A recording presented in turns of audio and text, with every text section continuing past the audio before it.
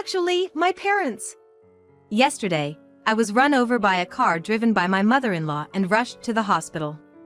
After the surgery, while I was resting, my husband called. After you were taken away yesterday, the police came. I told them you were startled by the car and fell. But now they're saying someone saw Mom run you over. Summarizing my husband's excited rambling, it seems both my in-laws were taken to the police station. I was indeed injured by my mother-in-law driving the car yesterday. Yet, both the person who ran me over and my father-in-law, who was in the passenger seat, lied in their testimony.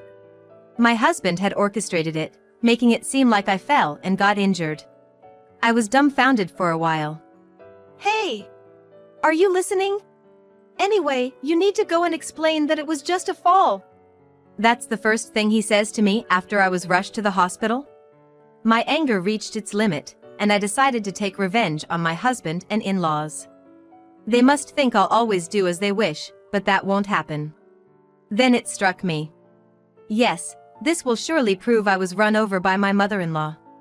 In pain, I reached for my phone again. My name is Emma, I'm 50 years old. Since marrying, I've been a homemaker. I met my husband, Hayden, in my 20s, a typical office romance. He was assigned to look after me when I joined the company. He wasn't particularly handsome or appealing to women. Naturally, I had no romantic feelings for him. I never saw him as more than a colleague, just diligently following his instructions every day. However, working together, he took a keen interest in me. I thought he was just happy to have a subordinate close to his age, but gradually realized it was more than that.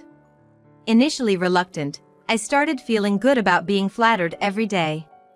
Thinking back, I don't know what I saw in him. But I fell for his sweet talk, and we started dating. We worked together for a while, and about a year later, he proposed. Having no reason to refuse, I accepted. Convincing myself this was what life was about, I started a new chapter. At my husband's behest, I quit my job and, without discussion, started living at his parents' house. I had visited my in-laws a few times before marrying, but never imagined living with them. They were warm and welcoming on those few occasions, which reassured me. By that time, my father-in-law had retired, so I spent my days with them while my husband was at work. There was no sweet newlywed life. It was nothing like I had imagined. At first, they seemed somewhat considerate, but their attitude towards me changed over time. My mother-in-law's demands grew day by day, crushing my spirit. You're able to be a homemaker thanks to Hayden, so you better be perfect at housework. Whenever something slightly displeased her, she would eagerly scold me. She never doubted her mission to educate the imperfect daughter-in-law, which seemed to be her life's purpose. She lived with her mother-in-law too and often bored me with stories of back in my day. Times and values have changed. Being forced to accept her outdated mindset was nothing but a nuisance. But due to my position, I had no choice but to silently endure her constant nagging. She often went to a cafe with her friends of the same age, where they seemingly enjoyed bashing their daughters-in-law. Oddly enough, they didn't brag about how great their daughters-in-law were, but rather competed over who had the worst one. Hearing these stories made me wonder if I would end up like them, filling me with dread. As for my father-in-law, he wasn't exactly supportive either. Although he didn't antagonize me like my mother-in-law, he complained about my cooking almost daily. The seasoning is too strong today. Are you trying to get rid of the elderly quickly? His old-fashioned attitude, viewing women as inferior, was evident. Whenever the topic comes up, he keeps saying how women should be. That women should be considerate and assist men, or that they should understand things without being told. It's embarrassingly idealistic. I guess some people never change, always acting high and mighty no matter their age. My father-in-law doesn't exactly pick on me. He's more about boasting his beliefs to me, proud of his outdated thinking. He'll probably never realize his mistakes and just keep getting older like this. They're just like those unpleasant in-laws you see in dramas. I've tried discussing it with my husband several times, but he always gives vague responses. Instead, as our marriage has gotten longer, he started blaming me. My parents are elderly, you should be kinder to them. Isn't that what a daughter-in-law should do? Like father, like son. Following in his parents' footsteps, my husband also started to look down on and exploit me. He doesn't help with anything when he comes home, just sits there as if it's the most natural thing. Maybe things would have been different if we had kids, but we never had any. I went to the hospital for infertility treatments until my late 30s, but the dream never came true. Right after we got married, my in-laws were always pressuring me about when they would see a grandchild. It's not entirely my fault. Children are a blessing. It's ridiculous to think about having a baby just for my in-laws. I figured there was no need to force it, so I gave up when I turned 40. In this less than happy life, there were people who supported me. The couple who lived across the street. Juliana and Kyle lived together without any children. Kyle's mother had lived with her mother-in-law and she didn't want to cause the same trouble, so he refused to live together.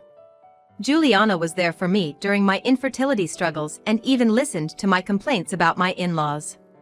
My in-laws and husband are all about appearances, so Juliana was initially surprised. I thought your husband was a nice guy. It's a bit off-putting that he's still not independent from his parents at his age. Thanks to Juliana, I managed to get through life without getting too overwhelmed. My mother-in-law, over 75, still drives herself when going out. It looks dangerous, and I've warned my husband, but he doesn't listen. If I suggest she should give up her driver's license, he explodes, "Are you calling my mom an idiot?" He gets furious, thinking I'm insulting his mother. I tried talking to my mother-in-law too, but she still thinks she's young. "Are you treating me like an old lady? You're really unpleasant," she says, getting as angry as my husband. I was worried something terrible might happen, and it did, but not in the way I expected. That day, as usual, I walked to the nearby supermarket. Without a driver's license, walking is mostly how I get around. I thought about getting a license after starting a job, but I got married sooner than expected. When I discussed it with my husband, he was against it, saying, "I can drive, so you don't need it." On sale days, I end up with too much to carry, but there's no way I can ask my husband or mother-in-law for a ride. My husband, who used to happily offer a ride when we were younger, now just scoffs and refuses. I was carrying heavy bags and had just gotten back home when I noticed. The garage door was open. Did she say she was going out today? My mother-in-law hadn't mentioned anything when I left the house. Well, never mind, I thought, passing the garage to head to the front door, when suddenly, a car roared out of the garage at high speed. "Oh!" It was the only silly thing I could utter in surprise.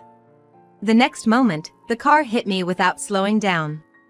It threw me backward by the impact and groceries tumbled from my bags. In that position, my body slammed into the asphalt. Dazed, not understanding what happened, I felt a sharp pain in the back of my head from the impact. I couldn't get up. All I could do was lie there, looking up at the sky. How long had passed when I realized Juliana was looking down at me. "Hang in there. I've called an ambulance, everything's gonna be okay." Juliana's face, speaking to me, was pale and strained. I wondered if things had gotten that serious. A naive question crossed my mind. As I moved my aching head slightly, I could see blood flowing from it. Seeing this, I began to understand the gravity of my situation. I started to realize the seriousness of the situation. But there was nothing I could do, unable to move. Soon, I could hear the ambulance siren getting closer. "Just a little longer. They're almost here, hang on." As I listened to Juliana's desperate encouragement, my head started to feel fuzzy. "No, no. Just a little longer." Despite her words, I closed my eyes. When I opened them again, I was lying on a hospital bed. A tube 4 was connected to my hand, and I could see the fluid dripping continuously. Realizing I was saved, tears naturally flowed. Moving my head slightly brought sharp pain. It was no wonder, given the bleeding. "Ugh!" As I groaned in bed, a nurse rushed over. "You shouldn't move your head yet." I had many questions, but listened silently to the nurse's explanation. It had been 1 day since the accident. I was rushed to the hospital by the emergency team called by Juliana. After arriving, I underwent surgery to stitch up my head and survived. Juliana had stayed with me the whole time, and now she had returned home as it was past visiting hours. It seemed she had contacted my husband Hayden too, but after telling him the surgery was successful, he didn't say anything else. My whole body was in pain, but there was no life-threatening injury. I just needed to rest for a while. However, I didn't feel like doing anything. With so many things to think about, I just closed my eyes. Soon after, my phone on the bedside table started ringing insistently. I didn't want to answer, but the calls persisted. After several repeats, it seemed there was no sign of giving up. I found my phone without moving my head and saw Hayden on the screen. Thinking he must be worried, I answered with a slight relief. "Help! Actually, my parents." Hayden started speaking without giving me a chance to talk. "After you were taken away yesterday, the police came. I told them you were startled by the car and fell. But now they're saying someone saw Mom run you over." Summarizing my husband's frantic story, it seems both of my in-laws had been taken to the police station. Indeed, I was injured by a car driven by my mother-in-law. Yet, she and my father-in-law, who was in the passenger seat, had lied. Even Hayden had instructed them to agree that I had fallen and got hurt. I was dumbfounded for a while. "Fortunately, the car wasn't damaged. Dad wasn't hurt, but Mom seemed to have twisted her neck from the collision. Despite that, poor them, the police are being so one-sided." He was more concerned about the car and his parents, oblivious to my shock. How rotten can this family be? Since picking up the phone, has he said even one word of concern for me? No, nothing. He was only worried about his parents, taken to the police, and even wanted me to prove their innocence. "Hey! Are you listening? Anyway, you need to go and explain it was just a fall. The number you have dialed is currently..." He was talking to me one-sidedly, but he was surprised by my first response. "Huh?" I cut off the call. Calls from Hayden continued for a while, but I, infuriated, set my phone to reject his calls. I later learned that my in-laws had been taken to the police station, just as my husband had said on the phone. Sometime later, my husband Hayden was also taken to the police station where my in-laws were waiting. It was Juliana, our neighbor, who had seen everything unfold. She was the one who had originally called the police about my mother-in-law's crime. After accompanying me in the ambulance, she handled various procedures in place of Hayden. She was questioned by the police officers who arrived at the scene. It seems her questioning happened after they had already spoken to my in-laws, serving as a sort of corroboration of the story. Juliana noticed the accident when she heard a loud noise outside. Looking out her window, she saw me lying on the street. And she hurriedly called an ambulance before rushing out. By that time, my mother-in-law's car was gone, and it wasn't clear what had happened. Juliana was more concerned about my safety than finding the cause. When questioned, she told the truth. However, my in-laws immediately denied any suggestion by the police that I had been hit by a car. Sensing something was off, Juliana kept thinking even after the police officer left. After ensuring my surgery was complete, she returned home and discussed the incident with her husband Kyle. Then Kyle came up with an unexpected solution. "The car's dashcam, it records 24/7. The accident happened right in front of our car, it must have caught everything." They checked the camera in their car together. Just as I thought. True to Kyle's hunch, the moment of my accident was recorded. The footage unmistakably showed my mother-in-law hitting me with her car. After I fell, my father-in-law peeked out of the car window before they drove away. It was a clear hit and run. Armed with the footage of my in-laws' crime, they went to the police station. They were able to prove that I hadn't simply fallen and injured myself. The police, having heard from Juliana, immediately questioned my in-laws. Despite the video evidence, my in-laws were reluctant to admit their guilt. "That video is a setup. Someone is trying to frame me. Officer, please, you can't put an old lady like me in jail, right?" Both my mother-in-law and father-in-law were embarrassingly adamant in denying the crime. Eventually, my mother-in-law admitted guilt, claiming she was instructed to hide the truth by her son. Indeed, Hayden had told his parents to align their stories. But I questioned my mother-in-law's sanity for betraying her own son to save herself. My father-in-law, perhaps tired from the interrogation, admitted that he was in the passenger seat but had fled without helping me. When the police interrogated Hayden, he also struggled to admit his involvement. Then a detective came to my hospital room. Your parents both say they were instructed by their son to cover up the accident. At first, they lied through their teeth, but this seems to be the truth. Perhaps feeling sorry for my ordeal, the detective spoke with evident regret. They inspected the car but found no major damage. If Hayden had repaired any damage to the car, it would have been considered evidence tampering. However, Hayden wisely decided against it. Since then, I haven't seen Hayden at all and have lost all affection for him. I told the detective about the phone call. He then said that at that time he had instructed his parents to keep their mouths shut. The detective sighed deeply after hearing this. I don't know what to say.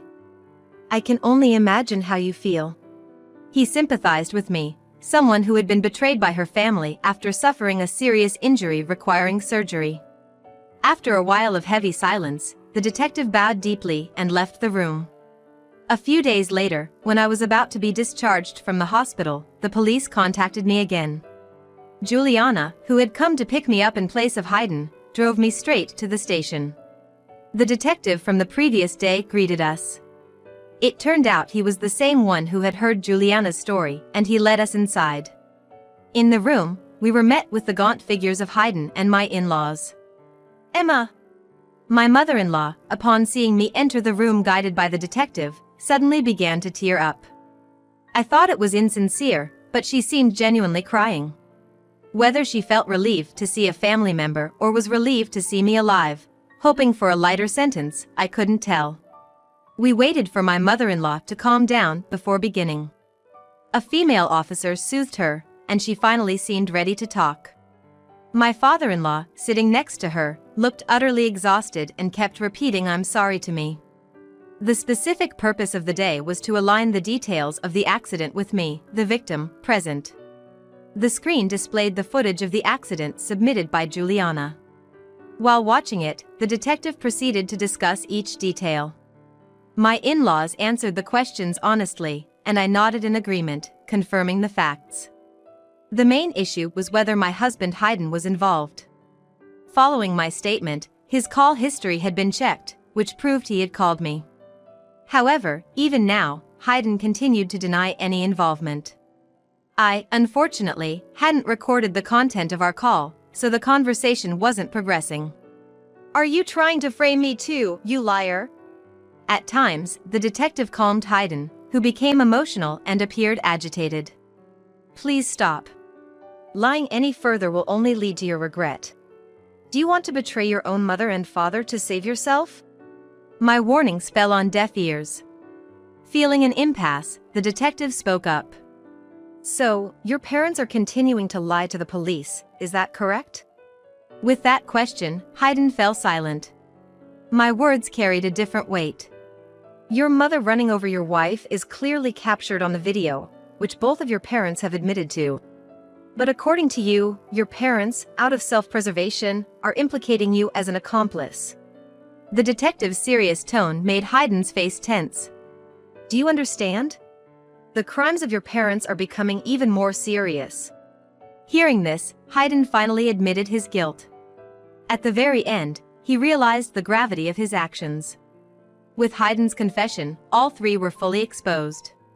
Police officers in the room started moving around hurriedly.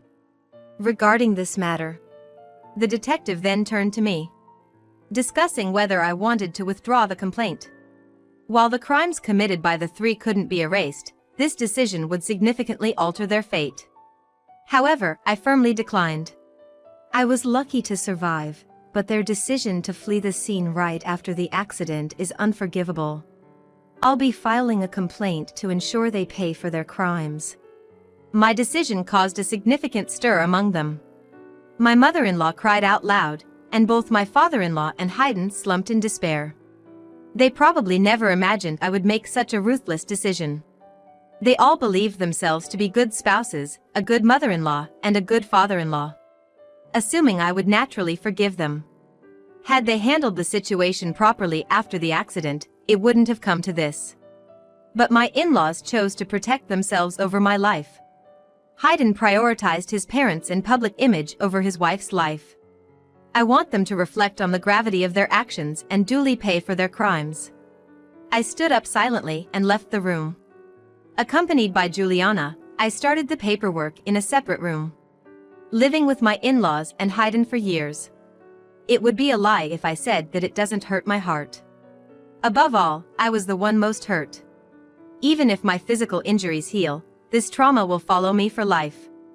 Despite not having done anything wrong, I felt far from relieved. By the time we left the police station, it was already dark. Juliana, thoughtful as always, invited me to a celebratory dinner for my discharge. I gratefully accepted her invitation and headed to Juliana's home. Warmly welcomed by Juliana and Kyle, we enjoyed a meal together.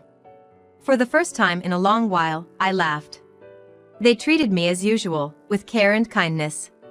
Even though my in-laws and Hayden were no longer in my life, I was now on my own, with legal proceedings and other tasks ahead. It felt overwhelming. But at that moment, I chose to forget all that and genuinely enjoyed myself. The morning after that pleasant night, I decided to divorce Hayden. There was no need to keep tormenting myself. Hayden seemed a bit chastened by the whole ordeal, but I realized I couldn't love him anymore. I immediately contacted a lawyer and brought up the subject of divorce with Hayden. At first, he seemed surprised, but soon he agreed, seemingly understanding the situation. I couldn't bear to see Hayden's pathetic state any longer, so I left everything else to my lawyer. The three of them faced criminal charges, and in addition, they were ordered to pay me a settlement. Since the divorce was largely Hayden's fault, I received a significant amount in alimony. I decided to leave my in-laws' house and rented an apartment with the money I received. I had planned to start anew in a distant place, but I chose to stay in the familiar town. There is a reason I didn't move away. Juliana's husband, Kyle, owned a company. He invited me to help out at his company. Juliana was also helping there, and I thought it would be nice to work together. I had been invited before but always declined, fearing what my in-laws or Hayden might say. Honestly, with the alimony I received, I didn't need to work anymore. But Juliana and Kyle were concerned about me. Suddenly being alone, they gave me a sense of purpose. Having spent decades as a housewife, working with friends was very enjoyable.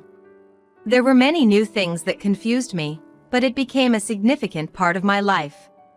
And so, with this new life, an unexpected encounter awaited me. I met a man through work and decided to remarry. I had told him about my divorce, but kept quiet about the alimony until we got married. He didn't blame me for it. "It's natural to be cautious after what you've been through," he said with a smile. My life changed drastically in my middle years. Perhaps more fulfilling and happier than my younger years. I was betrayed and hurt by someone I trusted for many years, but I found greater happiness that surpassed it. Grateful to the friends who always reached out to me, I began walking towards a brighter future.